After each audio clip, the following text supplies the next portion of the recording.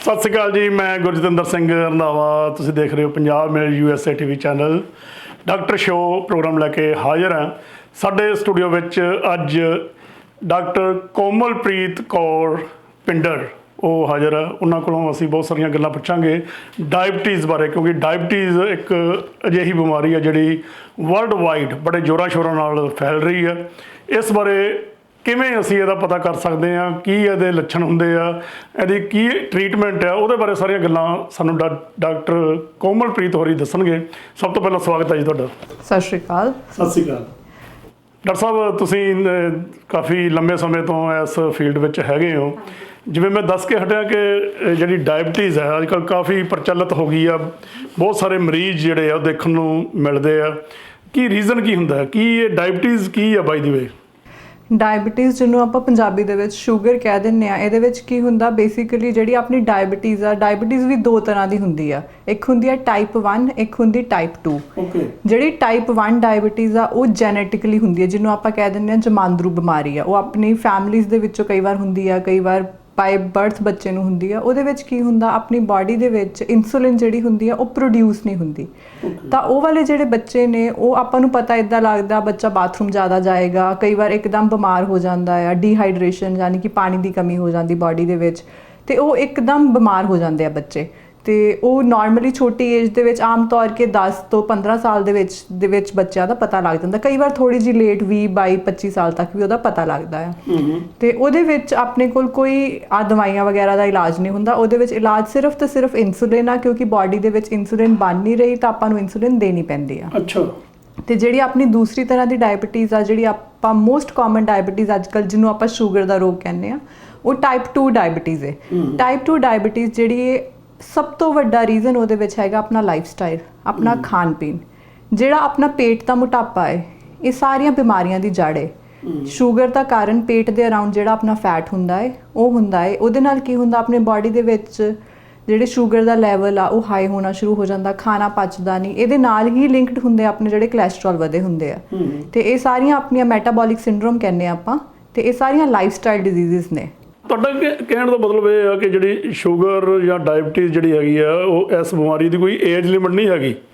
ਆਮ ਤੌਰ 'ਤੇ ਆਪਾਂ ਇਹ ਸੋਚਦੇ ਹਾਂ ਕਿ ਜਦੋਂ ਬੰਦਾ ਏਜਡ ਹੋ ਜਾਂਦਾ ਜਾਂ ਕਾਫੀ ਉਮਰ ਦਾ ਹੋ ਜਾਂਦਾ ਜਾਂ ਆਫਟਰ ਯੰਗ ਜਦੋਂ ਉਹਦੀ ਏਜ ਖਤਮ ਹੁੰਦੀ ਹੈ ਫਿਰ ਜਾ ਕੇ ਡਾਇਬਟੀਜ਼ ਹੁੰਦੀ। ਜ਼ਰੂਰੀ ਨਹੀਂ ਹੈਗਾ, ਨਹੀਂ, ਇਹ ਜਮਾਂਦਰੂ ਵੀ ਹੋ ਸਕਦਾ। ਹਾਂਜੀ। ਸੋ ਜਿਹੜੀ ਟਾਈਪ 1 ਡਾਇਬਟੀਜ਼ ਆ ਉਹ ਆਪਣੀ ਜਮਾਂਦਰੂ ਹੋ ਸਕਦੀ ਆ, 2, 3, 4, 5 ਸਾਲ ਦੇ ਬੱਚੇ ਨੂੰ ਵੀ ਹੋ ਸਕਦੀ ਆ। ਬਟ ਜਿਹੜੀ ਟਾਈਪ 2 ਡਾਇਬਟੀਜ਼ ਆ ਉਹ ਅਕਸਰ ਪਹਿਲਾਂ ਦੇਖਿਆ ਜਾਂਦਾ ਸੀਗਾ ਕਿ ਉਹ ਆਪਣੀ ਪਿਛਲੀ ਲਾਈਫ ਦਾ ਜਿਹੜਾ ਪਿਛਲਾ ਪਾਰਟ ਆ ਉਹਦੇ ਵਿੱਚ ਆਉਂਦੀ ਸੀ 40, 50, 60 ਸਾਲ ਤੋਂ ਬਾਅਦ। ਬਟ ਪਿਛਲੇ ਆਪਾਂ ਕੁਝ ਸਾਲਾਂ ਤੋਂ 5-6 ਸਾਲਾਂ ਤੋਂ ਆਪਣਾ ਲਾਈਫ ਸਟਾਈਲ ਦਾ ਟਰੈਂਡ ਚੇਂਜ ਹੋ ਗਿਆ। ਆਪਾਂ ਕੰਪਿਊਟਰ 'ਤੇ ਬਹਿ ਕੇ ਕੰਮ ਕਰਨ ਲੱਗ ਗਏ, ਬਹਿ ਕੇ ਕੰਮ ਕਰਨ ਲੱਗ ਗਏ। ਉਹਦੇ ਨਾਲ ਉਹ ਜਿਹੜੀ ਬਿਮਾਰੀ 40, 50, 60 ਸਾਲ ਤੋਂ ਬਾਅਦ ਹੋਣੀ ਹੁੰਦੀ ਸੀ ਉਹ ਆਪਾਂ ਨੂੰ 30 ਸਾਲ 'ਚ, 35 ਸਾਲ 'ਚ, 40 ਸਾਲ ਦੇ ਵਿੱਚ ਵੀ ਦਿਖਣ ਨੂੰ ਮਿਲ ਰਹੀ ਹੈ। ਜਿਹੜੀ ਕਈ ਵਾਰੀ ਆਪਾਂ ਹੁਣ ਕਹਿੰਦੇ ਹਾਂ ਟਾਈਪ 1 ਡਾਇਬਟੀਜ਼ ਆ, ਕੀ ਇਹ ਕੋਈ ਜਨਰੇਸ਼ਨ ਨਾਲ ਵੀ ਕੋਈ ਇਹਦਾ ਲਿੰਕ ਹੈਗਾ ਵੀ ਉਹਨਾਂ ਦੇ ਮਦਰ ਜਾਂ ਫਾਦਰ ਨੂੰ ਡਾਇਬਟੀਜ਼ ਹੋਈ ਉਹਨਾਂ ਕਰਕੇ ਵੀ ਹੋ ਜਾਂਦੀ ਹੈ ਇਸ ਤਰ੍ਹਾਂ? ਹੋ ਵੀ ਸਕਦਾ ਤੇ ਨਹੀਂ ਵੀ ਹੋ ਸਕਦਾ। ਕਈ ਵਾਰ ਜੈਨੇਟਿਕ ਡਿਜ਼ੀਜ਼ ਤਾਂ ਆਪਾਂ ਨਾਰਮਲੀ ਸੋਚ ਲੈਂਦੇ ਹਾਂ ਕਿ ਜੈਨੇਟਿਕ ਡਿਜ਼ੀਜ਼ ਆ ਜਿਹੜੀ, ਤਾਂ ਮਤਲਬ ਕਿ ਜੇ ਪੇਰੈਂਟਸ ਨੂੰ ਉਹ ਬੱਚੇ, ਉਹ ਕਈ ਵਾਰ ਨਵੇਂ ਸਿਰ ਤੋਂ ਜੀਨਸ ਜਿਹੜੀਆਂ ਬੱਚੇ ਦੇ ਵਿੱਚ ਇਨਸੂਲਿਨ ਨਹੀਂ ਪ੍ਰੋਡਿਊਸ ਹੋ ਰਿਹਾ। ਪੇਰੈਂਟਸ ਨੂੰ ਕੋਈ ਪ੍ਰੋਬਲਮ ਨਹੀਂ, ਪੇਰੈਂਟਸ ਹੈਲਦੀ ਨੇ, ਪਰ ਬੱਚੇ ਦੇ ਵਿੱਚ ਪ੍ਰੋਡਿਊਸ ਨਹੀਂ ਹੋ ਰਿਹਾ। ਸੇਮ ਟਾਈਪ 2 ਡਾਇਬਟੀਜ਼ ਕਹਿ ਦਿੰਦੇ ਕਿ ਜੇ ਤੁਹਾਡੀ ਮਦਰ ਨੂੰ ਸ਼ੂਗਰ ਆ ਤੁਹਾਨੂੰ ਵੀ ਹੋਊਗੀ, ਉਹ ਵੀ ਹੁੰਦਾ ਹੈ। ਬਟ ਸ਼ੂਗਰ ਜਿਹੜੀ ਟਾਈਪ 2 ਵਾਲੀ ਜਿਹਨੂੰ ਆਪਾਂ ਜਿਹੜੀ ਸਭ ਤੋਂ ਕਾਮਨ ਦੇਖੀ ਜਾਂਦੀ ਆ ਉਹਨੂੰ ਆਪਾਂ ਕੰਟਰੋਲ ਕਰ ਸਕਦੇ ਹਾਂ ਆਪਣੀ ਲਾਈਫ ਸਟਾਈਲ ਨਾਲ। ਅਤੇ ਉਹ ਜ਼ਰੂਰੀ ਨਹੀਂ ਕਿ ਜੇ ਤੁਹਾਡੇ ਪੇਰੈਂਟਸ ਨੂੰ ਆ ਅਤੇ ਤੁਹਾਨੂੰ ਵੀ ਹੋਊਗੀ। ਹਾਂਜੀ। ਇਹ ਮਤਲਬ ਆਮ ਧਾਰਨਾ ਤਾਂ ਬਣੀ ਹੋਈ ਹੈ ਵੈਸੇ ਵੀ ਮੇਰੇ ਪੇਰੈਂਟਸ ਨੂੰ ਹੋਈ ਸੀਗੀ ਤੇ ਹੋ ਸਕਦਾ ਮੈਨੂੰ ਵੀ ਹੋ ਜਾਏ। ਲੋਕੀ ਸਗੋਂ ਉਹਦੇ ਨਾਲ ਅਲਰਟ ਵੀ ਹੋ ਜਾਂਦੇ ਆ। ਕਈ ਵਾਰ ਤਾਂ ਆਪਾਂ ਦੇਖਦੇ ਹਾਂ ਕਿ ਫੈਮਲੀਜ਼ ਦੇ ਵਿੱਚ ਟਰੈਂਡ ਹੁੰਦਾ ਹੈ ਕਿ ਲੋਕ ਕਹਿ ਤਾਂ ਦਿੰਦੇ ਆ ਮੇਰੇ ਪੇਰੈਂਟਸ ਨੂੰ ਹੋਈ ਸੀ ਤੇ ਮੈਨੂੰ ਹੋ ਗਈ। ਬਟ ਆ ਨਹੀਂ ਦੇਖਦੇ ਕਿ ਮੇਰੇ ਪੇਰੈਂਟਸ ਦਾ ਵੀ ਲਾਈਫ ਸਟਾਈਲ ਜਿਹੜਾ ਸੀ, ਖਾਣ ਪੀਣ ਦਾ ਤਰੀਕਾ ਅੱਛਾ ਨਹੀਂ ਸੀਗਾ ਅਤੇ ਮੈਂ ਵੀ ਉਹ ਸੇਮ ਚੀਜ਼ਾਂ ਫੋਲੋ ਕਰ ਰਿਹਾ, ਮੈਂ ਉਹ ਤਾਂ ਚੇਂਜ ਨਹੀਂ ਕੀਤਾ। ਤਾਂ ਹੋ ਸਕਦਾ ਬਿਮਾਰੀ ਸਾਡੇ ਖਾਣ ਪੀਣ ਦੇ ਤਰੀਕੇ ਨਾਲ, ਜਾਂ ਫਿਰ ਆਪਾਂ ਜਿਹੜੀ ਐਕਸਰਸਾਈਜ਼ ਨਹੀਂ ਕਰ ਰਹੇ, ਆਪਾਂ ਬਹਿ ਕੇ ਕੰਮ ਕਰ ਰਹੇ ਹਾਂ, ਜਾਂ ਮੋਟਾਪਾ ਹੈ ਸਾਡੀ ਫੈਮਿਲੀ ਦੇ ਵਿੱਚ, ਉਹਦੇ ਕਰਕੇ ਵੀ ਤਾਂ ਹੋ ਸਕਦਾ। ਕੀ ਸਿੰਪਟਮ ਕੀ ਹੁੰਦੇ ਆ ਕਿਸੇ ਨੂੰ ਡਾਇਬਟੀਜ਼ ਹੋ ਜਾਏ? ਜੇ ਬੰਦੇ ਨੇ ਨਹੀਂ ਚੈੱਕ ਕਰਾਇਆ ਤਾਂ ਇਹਦਾ ਕਿਸ ਤਰ੍ਹਾਂ ਪਤਾ ਲੱਗ ਸਕਦਾ ਕਿ ਉਸ ਬੰਦੇ ਨੂੰ ਜਾਂ ਜਿਹਨੂੰ ਵੀ ਹੈਗੀ ਆ ਉਹ ਡਾਇਬਟੀਜ਼ ਹੈਗੀ ਹੈ? ਸੋ ਮੋਸਟ ਕੇਸਿਸ ਦੇ ਵਿੱਚ ਡਾਇਬਟੀਜ਼ ਬਿਨਾਂ ਚੈੱਕ ਕੀਤਿਆਂ ਨਹੀਂ ਪਤਾ ਲੱਗਦੀ, ਕਿਉਂਕਿ ਹੁਣ ਤੁਸੀਂ ਇਸ ਟਾਈਮ 'ਤੇ ਜੇ ਆਪਾਂ ਇੰਡੀਆ ਦੀ ਗੱਲ ਕਰੀਏ 8 ਚੋਂ 1 ਬੰਦੇ ਨੂੰ ਡਾਇਬਟੀਜ਼ ਆ। ਇੰਡੀਆ ਦੇ ਵਿੱਚ। ਇੰਡੀਆ 'ਚ ਹੁਣ ਜੇ ਆਪਾਂ ਲੰਬਾ ਸਟਾਰਟਸ ਲੈ ਸਕਦੇ ਤਾਂ ਪੋਪੂਲੇਸ਼ਨ ਬਹੁਤ ਜ਼ਿਆਦਾ, ਉਹ ਬਹੁਤ ਵੱਡਾ ਨੰਬਰ ਹੋ ਜੂ। ਸਾਰੇ ਚੈੱਕ ਤਾਂ ਕਰਦੇ ਨਹੀਂ। ਹਾਂਜੀ, ਇਹ ਤਾਂ ਜੋ ਇੱਕ ਅੰਕੜੇ ਆਏ ਹੋਏ ਆ ਉਹ ਆ ਜਿਨ੍ਹਾਂ ਨੇ ਚੈੱਕ ਕਰਾਈ ਆ। ਬਿਲਕੁਲ। ਤੇ ਜਿਨ੍ਹਾਂ ਨੇ ਚੈੱਕ ਨਹੀਂ ਕਰਾਏ ਉਹ ਤਾਂ ਪਤਾ ਨਹੀਂ ਵੀ ਕਿੰਨੇ ਜਣੇ ਇਵਨ ਕਿ ਆਪਣੇ ਅਮਰੀਕਾ ਦੇ ਵਿੱਚ ਇਸ ਟਾਈਮ ਤੇ ਆਲਮੋਸਟ 27-28 ਮਿਲੀਅਨ ਕੇਸਿਸ ਜਿਹੜੇ ਡਾਇਗਨੋਸਡ ਨੇ, ਤੇ ਉਹਦੇ ਨਾਲੋਂ ਕਈ ਮਿਲੀਅਨ ਕੇਸਿਸ ਨੇ, ਅਰਾਊਂਡ 8 ਮਿਲੀਅਨ ਜਿਹੜੇ ਹਜੇ ਡਾਇਗਨੋਸਡ ਹੀ ਨਹੀਂ ਨੇ, ਕਿ ਲੋਕਾਂ ਨੂੰ ਪਤਾ ਹੀ ਨਹੀਂ ਆ ਸਾਨੂੰ ਸ਼ੂਗਰ ਆ ਜਾਂ ਸਾਨੂੰ ਇਹ ਰੋਗ ਆ ਜਾਂ ਅਸੀਂ ਕੁਝ ਕਰਨਾ ਚਾਹੀਦਾ। ਕਈ ਲੋਕਾਂ ਦੇ ਵਿੱਚ ਕਈ ਵਾਰ ਕੀ ਹੁੰਦਾ ਹੈ ਕਿ ਉਹਨਾਂ ਨੂੰ ਪਿਆਸ ਜ਼ਿਆਦਾ ਲੱਗਣ ਲੱਗ ਜਾਂਦੀ ਹੈ, ਬਾਥਰੂਮ ਜ਼ਿਆਦਾ ਜਾਣਾ ਸ਼ੁਰੂ ਕਰ ਦਿੰਦੇ ਆ, ਜਾਂ ਕਈ ਵਾਰ ਕਿਸੇ ਨੂੰ ਪਤਾ ਹੀ ਸ਼ੂਗਰ ਦਾ ਉਦੋਂ ਲੱਗਦਾ ਜਦੋਂ ਕੋਈ ਬਾਡੀ ਦੇ ਵਿੱਚ ਇਦਾਂ ਦੀ ਇਨਫੈਕਸ਼ਨ ਹੋ ਗਈ, ਕੋਈ ਯੂਰਿਨ ਦੀ ਇਨਫੈਕਸ਼ਨ ਹੋ ਗਈ, ਕਿਸੇ ਹੱਡੀ ਦੀ ਇਨਫੈਕਸ਼ਨ ਹੋ ਗਈ, ਕਿਸੇ ਚੀਜ਼ ਦੀ ਇਨਫੈਕਸ਼ਨ ਹੋ ਗਈ, ਉਦੋਂ ਸ਼ੂਗਰ ਜਿਹੜੀ ਹੈ ਤੁਹਾਡੀ ਕਈ ਸਾਲਾਂ ਤੋਂ ਕੰਟਰੋਲ ਨਹੀਂ ਹੋਈ ਹੁੰਦੀ, ਤੇ ਤੁਹਾਨੂੰ ਉਦੋਂ ਪਤਾ ਲੱਗਦਾ ਕਿ ਸਾਡੀ ਬਾਡੀ ਦੇ ਵਿੱਚ ਸ਼ੂਗਰ ਕਰਕੇ ਕੋਈ ਇਨਫੈਕਸ਼ਨ ਹੋ ਗਈ, ਤਾਂ ਬਹੁਤ ਲੇਟ ਹੋ ਜਾਂਦਾ ਆ, ਆਪਾਂ ਨੂੰ ਬਿਮਾਰੀ ਨੂੰ ਫੜਨਾ। ਇਸ ਲਈ ਕਹਿੰਦੇ ਕਿ ਰੂਟੀਨ ਦੇ ਵਿੱਚ ਟੈਸਟ ਕਰਾਉਣੇ ਜ਼ਰੂਰੀ ਨੇ। ਕਿੰਨੀ ਕੁ ਦੇਰ ਬਾਅਦ ਟੈਸਟ ਹੋਣਾ ਚਾਹੀਦਾ ਇਹਦਾ ਇਸ ਬਿਮਾਰੀ ਲਈ? ਤੁਸੀਂ ਸ਼ੂਗਰ ਦਾ ਟੈਸਟ ਪੁੱਛ ਰਹੇ ਹੋ। ਜਿਹੜਾ ਆਪਾਂ ਸ਼ੂਗਰ ਦੇ ਵੀ 2 ਤਰ੍ਹਾਂ ਦੇ ਟੈਸਟ ਹੁੰਦੇ ਨੇ। ਇੱਕ ਤਾਂ ਹੁੰਦਾ ਜਿਹੜਾ ਆਪਾਂ ਨਾਰਮਲ ਘਰਾਂ 'ਚ ਵੀ ਕਰ ਲੈਂਦੇ ਆ। ਉਹਦੇ 'ਚ ਕੀ ਹੁੰਦਾ ਕਿ ਆਪਾਂ ਹੁਣ ਦੀ ਸ਼ੂਗਰ ਦੇਖ ਰਹੇ ਹਾਂ ਕਿ ਰਾਈਟ ਨਾਓ ਆਪਣੀ ਬਾਡੀ ਦੇ ਵਿੱਚ ਸ਼ੂਗਰ ਦਾ ਲੈਵਲ ਕੀ ਹੈ। ਤੇ ਦੂਸਰਾ ਟੈਸਟ ਹੁੰਦਾ ਆ ਹੀਮੋਗਲੋਬਿਨ A1C ਕਰਕੇ ਟੈਸਟ ਹੁੰਦਾ। ਉਹਦੇ ਵਿੱਚ ਕੀ ਹੁੰਦਾ ਹੈ ਕਿ ਤੁਹਾਡਾ ਪਿਛਲੇ 3 ਮਹੀਨਿਆਂ ਦਾ ਆਪਾਂ ਦੇਖਦੇ ਹਾਂ। ਉਹਦੇ 'ਚ ਕੀ ਹੈ ਕਿ ਉਹ ਜਿਹੜੀ ਸ਼ੂਗਰ ਆ ਬਲੱਡ ਦੇ ਨਾਲ ਬਾਈਂਡ ਹੁੰਦੀ ਹੈ, ਜਿਹਨੂੰ ਕਹਿ ਦਿਓ ਕਿ ਆਪਣੇ ਖੂਨ 'ਚ ਜਿਹੜੀ ਸ਼ੂਗਰ ਰਲੀ ਹੋਈ ਆ। ਸੋ ਉਹ ਆਪਾਂ ਨੂੰ 3 ਮਹੀਨਿਆਂ ਤੋਂ ਪਤਾ ਲੱਗ ਰਿਹਾ। ਜੇ ਹੀਮੋਗਲੋਬਿਨ A1C ਲੈਵਲ ਹਾਈ ਹੈ ਤਾਂ ਦੈਟ ਮੀਨਸ ਕਿ ਤੁਹਾਨੂੰ ਕਨਸਟੈਂਟਲੀ ਤੁਹਾਡੀ ਸ਼ੂਗਰ ਹਾਈ ਰਹਿ ਰਹੀ ਆ। ਕਿਉਂਕਿ ਜੇ ਆਪਾਂ ਜਿਹੜਾ ਰੂਟੀਨ 'ਚ ਚੈੱਕ ਕਰਦੇ, ਕੋਈ ਕਹਿੰਦਾ ਜੀ ਮੇਰੀ ਤਾਂ 110 ਰਹਿੰਦੀ ਆ, ਮੇਰੀ ਤਾਂ 120 ਰਹਿੰਦੀ ਆ, ਜਾਂ ਮੇਰੀ ਤਾਂ ਅੱਜ 150 ਸੀ ਕੱਲ 100 ਸੀ, ਤਾਂ ਮੈਨੂੰ ਸ਼ੂਗਰ ਨਹੀਂ ਹੈਗੀ, ਤਾਂ ਉਹਦੇ ਨਾਲ ਆਪਾਂ ਕੁਝ ਉਹਨੂੰ ਆਪਾਂ ਮੋਨੀਟਰ ਕਰਨ ਲਈ ਦੇਖ ਸਕਦੇ ਹਾਂ ਵੀ ਜੇ ਸਾਨੂੰ ਡਾਇਬਟੀਜ਼ ਹੈਗੀ ਆ ਤਾਂ ਕਿੰਨੀ ਕੁ ਸ਼ੂਗਰ ਰਹਿ ਰਹੀ ਆ।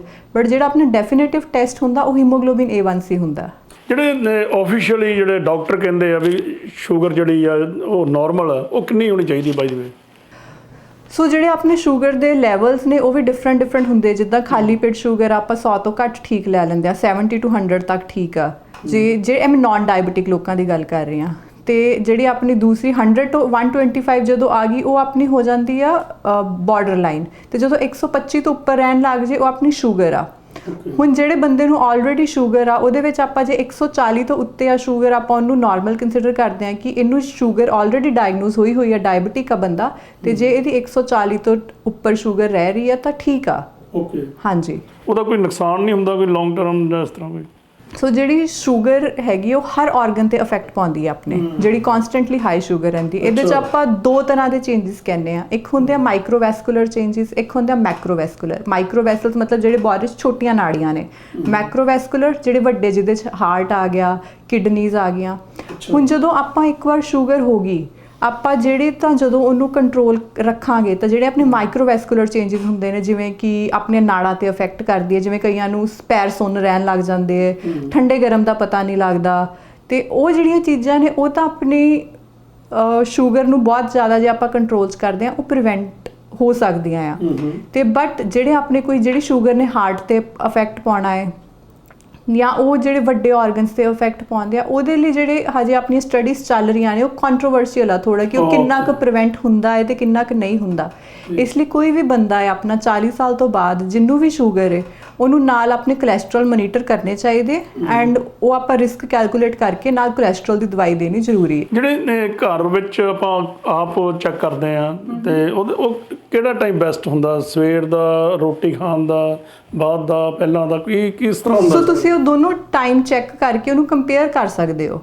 ਜਿਹੜਾ ਤੁਸੀਂ ਖਾਲੀ ਪੇਟ ਜਿਹੜੀ ਸ਼ੂਗਰ ਕਰਦੇ ਹੋ ਉਹਨੂੰ ਆਪਾਂ ਕਹਿੰਦੇ ਆ ਫਾਸਟਿੰਗ ਸ਼ੂਗਰ, ਮਤਲਬ ਸਵੇਰੇ अर्ਲੀ ਮਤਲਬ ਆਪਾਂ ਬਿਲਕੁਲ ਕੁਝ ਖਾਦੇ ਪੀਤੇ ਬਿਨਾ ਚੈੱਕ ਕੀਤੇ ਜਿਹੜੀ ਜੀ। ਦੂਸਰੀ ਸ਼ੂਗਰ ਹੁੰਦੀ ਜਿਹੜੀ ਹੁੰਦੀ ਰੈਂਡਮ ਬਲੱਡ ਸ਼ੂਗਰ, ਜਿਹੜਾ ਆਪਾਂ ਖਾ ਪੀ ਕੇ ਹਟੇ ਆ, ਹੁਣ ਉਹਦਾ ਵੀ ਲੈਵਲ ਵੱਖਰਾ ਹੁੰਦਾ। ਜੇ ਤੁਸੀਂ ਖਾਣਾ ਖਾਦੇ ਨੂੰ ਤੁਹਾਨੂੰ 1 ਘੰਟਾ ਹੋਇਆ, 2 ਘੰਟੇ ਹੋਏ, ਤੇ ਤੁਹਾਡੀ ਸ਼ੂਗਰ ਕਿੰਨੀ ਆ? ਕਿ ਨਾਰਮਲੀ ਹਾਈ ਹੋ ਰਹੀ ਆ, ਖਾਣਾ ਖਾਣ ਤੋਂ ਬਾਅਦ ਸ਼ੂਗਰ ਤਾਂ ਹਾਈ ਹੋਊਗੀ, ਬਟ ਕਿੰਨੀ ਹਾਈ ਹੋ ਰਹੀ ਆ, ਤਾਂ ਉਹ ਆਪਣੀ ਰੈਂਡਮ ਬਲੱਡ ਸ਼ੂਗਰ ਹੁੰਦੀ ਹੈ। ਕਿੰਨੀ ਵਾਰੀ ਦਿਨ 'ਚ ਚੈੱਕ ਕਰਨੀ ਚਾਹੀਦੀ ਹੈ? ਨਹੀਂ, ਆਪਾਂ ਇਦਾਂ ਵਾਰ-ਵਾਰ ਚੈੱਕ ਕਰਨਾ ਕੋਈ ਅੱਛੀ ਐਡਵਾਈਸ ਨਹੀਂ ਹੁੰਦੀ।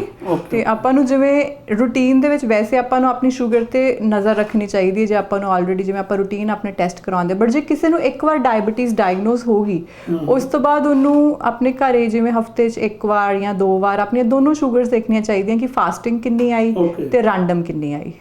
ਅੱਛਾ, ਇਹ ਤਾਂ ਹੋ ਗਿਆ ਘਰ ਦਾ। ਜੇ ਹਸਪੀਟਲ ਜਾ ਕੇ ਵੀ ਕੋਈ ਇਹਦਾ ਕੋਈ ਸਿਸਟਮ ਹੁੰਦਾ ਚੈੱਕ ਕਰਾਉਣ ਦਾ? ਹਾਂਜੀ, ਜਦੋਂ ਆਪਾਂ ਨਾਰਮਲੀ ਆਪਣੇ ਡਾਕਟਰਸ ਕੋਲ ਜਾਂਦੇ ਆ ਤਾਂ ਉਹ ਜਦੋਂ ਆਪਣੇ ਬਾਕੀ ਸਾਰੇ ਨਾਰਮਲ ਟੈਸਟ ਜਿਹੜੇ ਏਜ ਦੇ ਮੁਤਾਬਿਕ ਸਹੀ ਟੈਸਟ ਹੋਣੇ ਚਾਹੀਦੇ, ਉਹਦੇ ਵਿੱਚ ਸ਼ੂਗਰ ਵੀ ਇੱਕ ਟੈਸਟ ਹੁੰਦਾ ਹੈ, ਉਹ ਚੈੱਕ ਕਰਦੇ ਨੇ।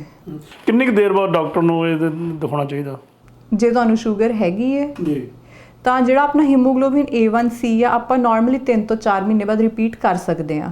ਤੇ ਇੱਕ ਚੀਜ਼ ਹੋਰ ਕਹੀ ਗਈ ਹੈ ਕਿ ਜੇ ਕਿਸੇ ਨੂੰ ਸ਼ੂਗਰ ਹੈਗੀ ਆ ਤਾਂ ਹੀਮੋਗਲੋਬਿਨ A1C ਨਾਰਮਲ ਲੈਵਲ ਹੁੰਦਾ ਆਪਣਾ 5.5 ਤੱਕ, ਤਾਂ ਉਹ ਕਹਿੰਦੇ ਆ ਐਡਵਾਈਜ਼ੇਬਲ ਆਹੀ ਹੁੰਦਾ ਕਿ 6 ਤੱਕ 6 ਤੋਂ 7 ਦੇ ਵਿੱਚ ਰੱਖੋ, ਨਾ ਬਹੁਤਾ ਘਟਾਓ ਤੇ ਨਾ ਹੀ ਇਹਨੂੰ ਬਹੁਤ ਵਧਣ ਦਿਓ।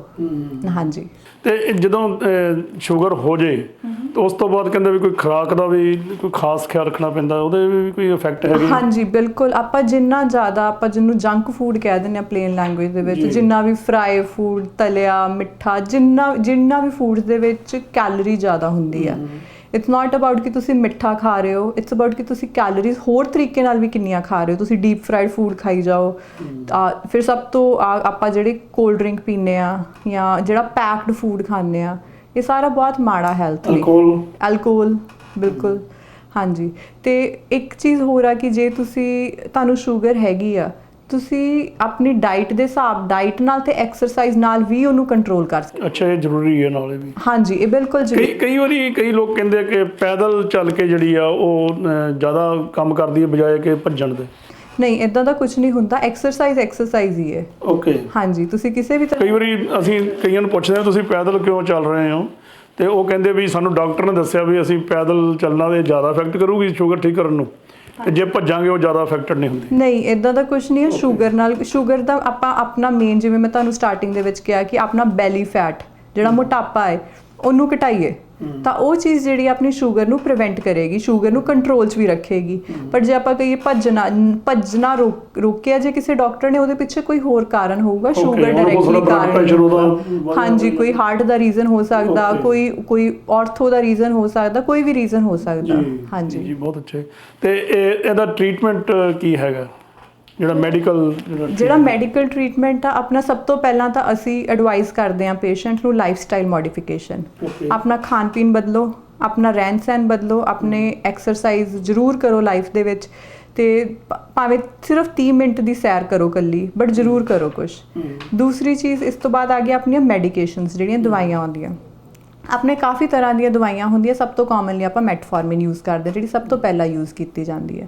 ਹੁਣ ਉਹ ਦਵਾਈਆਂ ਦੇ ਆਪਾਂ ਕੇਸ ਟੂ ਕੇਸ ਵੇਰੀ ਕਰਦਾ ਕਿ ਕਿਹੜੇ ਪੇਸ਼ੈਂਟ 'ਚ ਕਿਹੜੀ ਦਵਾਈ ਜ਼ਿਆਦਾ ਕੰਮ ਕਰੂਗੀ, ਕਿਹੜੇ ਪੇਸ਼ੈਂਟ ਨੂੰ ਕਿਹੜੀ ਦਵਾਈ ਨਹੀਂ ਦੇਣੀ ਚਾਹੀਦੀ, ਕਿਉਂਕਿ ਉਹਨੂੰ ਹੋਰ ਕੋਈ ਪ੍ਰੋਬਲਮ ਹੈਗੀ ਆ, ਕੋਈ ਸਾਈਡ ਇਫੈਕਟ ਨਾ ਹੋਵੇ, ਕਿਸੇ ਨੂੰ ਲਿਵਰ ਦੀ ਪ੍ਰੋਬਲਮ ਹੈ, ਕਿਸੇ ਨੂੰ ਕਿਡਨੀ ਦੀ ਪ੍ਰੋਬਲਮ ਆ, ਉਹ ਸਾਰਾ ਕੁਝ ਦੇਖ ਕੇ ਦਵਾਈ ਡਿਸਾਈਡ ਕੀਤੀ ਜਾਂਦੀ ਹੈ। ਐਂਡ ਐਟ ਲਾਸਟ ਰਿਜ਼ੋਰਟ ਆਪਣੇ ਕੋਲ ਹੁੰਦੀ ਇਨਸੂਲਿਨ, ਜਿਹੜਾ ਕਿ ਬਾਡੀ ਦਾ ਹਾਰਮੋਨ ਆ। ਆਪਾਂ ਉਹ ਅੰਦਰੋਂ ਜੇ ਚੰਗੀ ਤਰ੍ਹਾਂ ਨਹੀਂ ਕੰਮ ਕਰ ਰਿਹਾ ਜਾਂ ਚੰਗੀ ਤਰ੍ਹਾਂ ਪ੍ਰੋਡਿਊਸ ਨਹੀਂ ਹੋ ਰਿਹਾ, ਫਿਰ ਉਹ ਆਪਾਂ ਬਾਹਰੋਂ ਦੇ ਦਿੰਦੇ ਆ। ਅੱਛਾ, ਉਹ ਸਿਸਟਮ ਹੁੰਦਾ। ਉਹ ਕਈ ਵਾਰੀ ਉਹ ਕਹਿੰਦੇ ਢਿੱਡ 'ਚ ਟੀਕੇ ਵਗੈਰਾ ਲਾਉਂਦੇ ਆ। ਹਾਂਜੀ, ਉਹ ਜਿਹੜਾ ਇਨਸੂਲਿਨ ਦਾ ਇੰਜੈਕਸ਼ਨ ਹੁੰਦਾ, ਹਾਂਜੀ, ਉਹ ਸਬਕਿਊਟੇਨੀਅਸ ਹੁੰਦਾ। ਸਬਕਿਊਟੇਨੀਅਸ ਮਤਲਬ ਆਪਾਂ ਆਪਣੀ ਸਕਿਨ ਚੁੱਕ ਕੇ ਤੇ ਉਹਦੇ ਕਿਹੜੀ ਸਟੇਜ ਤੇ ਜਾ ਕੇ ਇਨਸੂਲਿਨ ਦਾ ਸ਼ੁਰੂ ਹੁੰਦਾ ਟ੍ਰੀਟਮੈਂਟ? ਇਹ ਚੀਜ਼ ਆਪਾਂ ਡੈਫੀਨੇਟਲੀ ਕਦੇ ਵੀ ਨਹੀਂ ਕਹਿ ਸਕਦੇ, ਇਹ ਪੇਸ਼ੈਂਟ ਟੂ ਪੇਸ਼ੈਂਟ ਵੇਰੀ ਕਰਦਾ। ਕਿਸੇ ਨੂੰ ਇਨਸੂਲਿਨ ਦੀ ਲੋੜ ਹੈ, ਕਿਸੇ ਨੂੰ ਨਹੀਂ ਹੈ। ਬਟ ਜੇ ਕੋਈ ਸ਼ੂਗਰ ਵਾਲਾ ਪੇਸ਼ੈਂਟ ਹੈ ਤੇ ਉਹਦਾ ਹੋਰ ਬਾਕੀ ਸਾਰਾ ਕੁਝ ਨਹੀਂ, ਦਵਾਈਆਂ ਨਾਲ ਵੀ ਕੰਮ ਨਹੀਂ ਬਣ ਰਿਹਾ, ਜਾਂ ਉਹਦੀ ਕਿਸੇ ਕਿਡਨੀ ਤੇ ਅਸਰ ਪੈ ਗਿਆ, ਜਾਂ ਹੋਰ ਉਹਨੂੰ ਕੋਈ ਕੋਮੋਰਬਿਡਿਟੀਜ਼ ਆ ਜਿਹਨੂੰ ਆਪਾਂ ਹੋਰ ਬਾਕੀ ਦਵਾਈਆਂ ਸੇਫਲੀ ਨਹੀਂ ਯੂਜ਼ ਕਰਦੇ, ਉਹਦੇ 'ਚ ਬੈਸਟ ਰਿਜ਼ੋਰਟ ਹੁੰਦਾ ਇਨਸੂਲਿਨ, ਕਿ ਆਪਾਂ ਉਹ ਸੇਫਲੀ, ਕਿਉਂਕਿ ਬਾਡੀ ਦਾ ਹਾਰਮੋਨ ਹੀ ਆ, ਤਾਂ ਉਹ ਆਪਾਂ ਉਹਨੂੰ ਸੇਫਲੀ ਬਾਹਰੋਂ ਦੇ ਸਕਦੇ ਹਾਂ। ਕਈ ਵਾਰੀ ਲੋਕ ਆਪਣੇ ਜਿਹੜੇ ਹੈਗੇ ਆ ਟ੍ਰੀਟਮੈਂਟ ਆਪ ਕਰਨ ਲੱਗ ਪੈਂਦੇ ਆ, ਕੋਈ ਦੇਸੀ ਦਵਾਈਆਂ ਖਾਣ ਲੱਗ ਪੈਂਦਾ, ਕਈ ਕਹਿ ਦਿੰਦੇ ਜੀ ਕਰੇਲੇ ਆ, ਨਿੰਮ, ਜਾਮਣ, ਜਾਂ ਹੋਰ ਉਸ ਤਰ੍ਹਾਂ ਦੀਆਂ ਵੀ ਕਈ ਬਹੁਤ ਸਾਰੇ ਫਰੂਟ ਹੈਗੇ ਆ ਜਾਂ ਸਬਜ਼ੀਆਂ ਹੈਗੀਆਂ ਜਿਹੜੀਆਂ ਉਹ ਜ਼ਿਆਦਾ ਖਾਣੀਆਂ ਸ਼ੁਰੂ ਕਰ ਦਿੰਦੇ ਆ।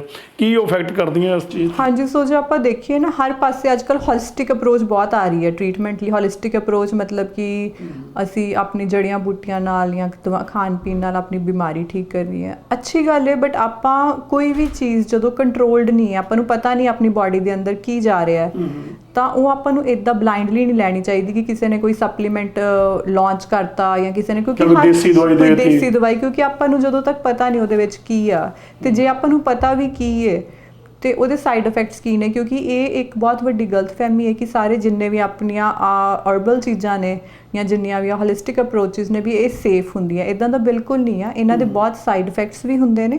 ਤੇ ਜੇ ਤੁਸੀਂ ਕੁਝ ਇੱਦਾਂ ਦਾ ਸੋਚ ਰਹੇ ਹੋ ਵੀ ਅਸੀਂ ਆਪਣੀ ਜਿਹੜੀ ਆ ਦੇਸੀ ਚੀਜ਼ਾਂ ਲੈਣੀਆਂ ਤਾਂ ਜ਼ਰੂਰ ਇੱਕ ਵਾਰ ਤੁਸੀਂ ਕੀ ਲੈਣ ਦਾ ਸੋਚ ਰਹੇ ਹੋ ਆਪਣੇ ਡਾਕਟਰ ਨੂੰ ਜ਼ਰੂਰ ਪੁੱਛੋ ਵੀ ਤੁਸੀਂ ਇਹ ਲੈ ਰਹੇ ਹੋ, ਕਿਉਂਕਿ ਕਈ ਵਾਰ ਆਪਾਂ ਜਿਹੜੀਆਂ ਚੀਜ਼ਾਂ ਨੇਚਰ ਤੋਂ ਲੈ ਰਹੇ ਹੁੰਦੇ ਆ ਉਹਦੇ ਦੂਸਰੀ ਦਵਾਈ ਨਾਲ ਵੀ ਕੋਈ ਰਿਐਕਸ਼ਨ ਹੁੰਦਾ, ਕਈ ਵਾਰ ਉਹਦੇ ਆਪਣੇ ਸਾਈਡ ਇਫੈਕਟਸ ਹੁੰਦੇ ਆ। ਤਾਂ ਬਿਲਕੁਲ ਇਹ ਚੀਜ਼ਾਂ ਸ਼ੁਰੂ ਕਰਨ ਤੋਂ ਪਹਿਲਾਂ ਇੱਕ ਵਾਰ ਸਲਾਹ ਲੈਣੀ ਚਾਹੀਦੀ ਕਿ ਉਹ ਤੁਹਾਡੇ ਲਈ ਸੇਫ ਹੈ, ਜੇ ਸੇਫ ਹੈਗੇ ਤਾਂ ਕਿੰਨੀ ਮਾਤਰਾ ਦੇ ਵਿੱਚ ਸੇਫ ਆ, ਕਿਉਂਕਿ access of everything is bad, ਭਾਵੇਂ ਉਹ ਨੇਚਰ ਤੋਂ ਆ ਰਿਹਾ ਤੇ ਭਾਵੇਂ ਉਹ ਆਪਣੀਆਂ ਦੂਜੀਆਂ ਦਵਾਈਆਂ ਨੇ।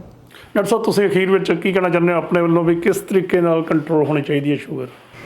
ਮੈਂ ਪਰਸਨਲੀ ਮੈਨੂੰ ਇਦਾਂ ਲੱਗਦਾ ਕਿ ਹਰ ਇੱਕ ਨੂੰ ਐਕਟਿਵ ਲਾਈਫਸਟਾਈਲ ਰੱਖਣਾ ਚਾਹੀਦਾ ਆਪਣਾ, ਠੀਕ ਹੈ। ਸੈਡੈਂਟਰੀ ਲਾਈਫਸਟਾਈਲ ਜਿਹੜਾ ਆ ਕੱਲੀ ਸ਼ੂਗਰ ਨਹੀਂ ਹੋਰ ਵੀ ਬਹੁਤ ਬਿਮਾਰੀਆਂ ਕਰਦਾ ਆ। ਤੇ ਇੱਕ ਮੇਨ ਚੀਜ਼ ਆ ਕਿ ਜੇ ਤੁਹਾਨੂੰ ਪਤਾ ਕਿ ਤੁਹਾਨੂੰ ਕੋਈ ਪ੍ਰੋਬਲਮ ਆ, ਆਪਣੇ ਡਾਕਟਰ ਦੇ ਨਾਲ ਰਲ ਮਿਲ ਕੇ ਉਹਦਾ ਚੰਗੀ ਤਰ੍ਹਾਂ ਟਰੀਟਮੈਂਟ ਕਰਨਾ ਚਾਹੀਦਾ, ਰਾਦਰ ਦੈਨ ਕਿ ਜੋ ਆਪਾਂ ਨੂੰ ਕੋਈ third person in the neighbourhood advice ਦੇ ਰਿਹਾ ਵੀ ਇਦਾਂ ਕਰ ਲਓ ਇਦਾਂ ਕਰ ਲਓ। ਬਹੁਤ ਅੱਛਾ ਡਾਕਟਰ ਸਾਹਿਬ, ਬਹੁਤ ਵਧੀਆ ਤੁਸੀਂ ਜਾਣਕਾਰੀ ਦਿੱਤੀ ਆ। ਸਾਨੂੰ ਉਮੀਦ ਹੈ ਕਿ ਸਾਡੇ ਜਿਹੜੇ ਦਰਸ਼ਕ ਆ ਉਹ ਇਸ ਇੰਟਰਵਿਊ ਨੂੰ ਸੁਣ ਕੇ ਉਹ 'ਤੇ ਅਮਲ ਕਰਨਗੇ, ਉਹਨਾਂ ਲੋਕਾਂ ਲਈ ਵੀ ਉਹ ਜਾਣਕਾਰੀ ਪ੍ਰਵਾਹ ਕਰਨਗੇ ਜਿਨ੍ਹਾਂ ਨੂੰ ਡਾਇਬਟੀਜ਼ ਹੈਗੀ ਆ। ਉਹਨਾਂ ਨੂੰ ਇਹ ਅਸੀਂ ਚਾਹੁੰਦੇ ਹਾਂ ਕਿ ਜੇ ਤਾਂ ਸਾਡੇ ਟੀਵੀ 'ਚ ਦੇਖ ਰਹੇ ਹੋ ਤੇ ਨਾਲ ਦੀ ਨਾਲ ਸਾਡੀ ਜਿਹੜੀ ਸੋਸ਼ਲ ਮੀਡੀਆ ਹੈਗਾ ਉਹ ਵੀ ਜ਼ਰੂਰ ਤੁਸੀਂ ਸਬਸਕ੍ਰਾਈਬ ਕਰੋ, ਤਾਂ ਕਿ ਅਜਿਹੀਆਂ ਜਾਣਕਾਰੀਆਂ ਜਿਹੜੀਆਂ ਉਹ ਤੁਸੀਂ ਉਹਨੂੰ ਸੇਵ ਕਰ ਸਕੋ, ਉਹਨੂੰ ਫਾਰਵਰਡ ਕਰ ਸਕੋ, ਲੋਕਾਂ ਨੂੰ ਜਾਗਰੂਕ ਕਰ ਸਕੋ ਕਿ ਇਹਨਾਂ ਬਿਮਾਰੀਆਂ ਤੋਂ ਕਿਵੇਂ ਬਚਿਆ ਜਾ ਸਕਦਾ। ਬਹੁਤ ਬਹੁਤ ਧੰਨਵਾਦ ਜੀ।